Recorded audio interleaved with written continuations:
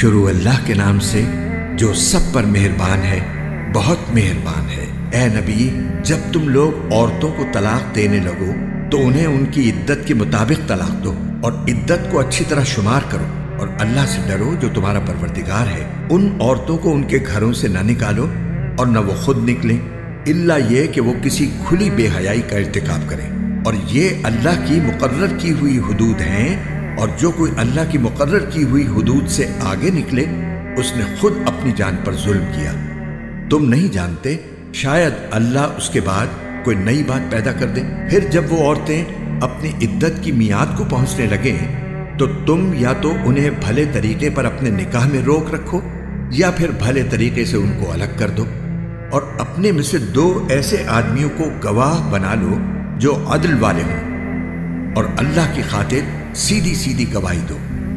لوگو، یہ وہ بات ہے جس کی نصیحت اس شخص کو کی جا رہی ہے جو اللہ پر اور یوم آخرت پر ایمان رکھتا ہو،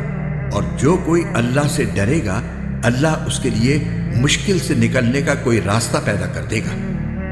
اور اسے ایسی جگہ سے رزق عطا کرے گا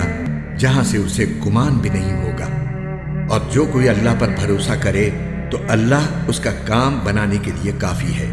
یقین رکھو کہ اللہ اپنا کام پورا کر کے رہتا ہے۔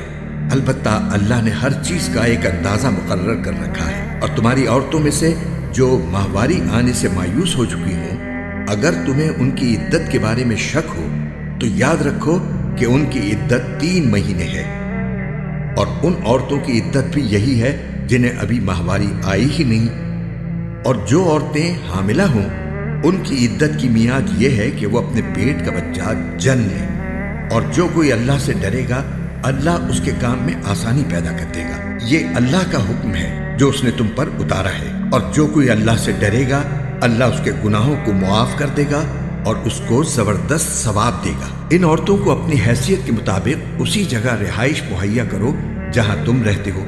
اور انہیں تنگ کرنے کے لیے انہیں ستاؤ نہیں، اور اگر وہ حاملہ ہوں تو ان کو اس وقت تک نفقہ دیتے رہو جب تک وہ اپنے پیٹ کا بچہ جن لیں۔ پھر اگر وہ تمہارے لیے بچے کو دودھ پلائیں تو انہیں ان کی اجرت ادا کرو، اور اجرت مقرر کرنے کے لیے آپس میں بھلے طریقے سے بات طے کر لیا کرو، اور اگر تم ایک دوسرے کے لیے مشکل پیدا کرو گے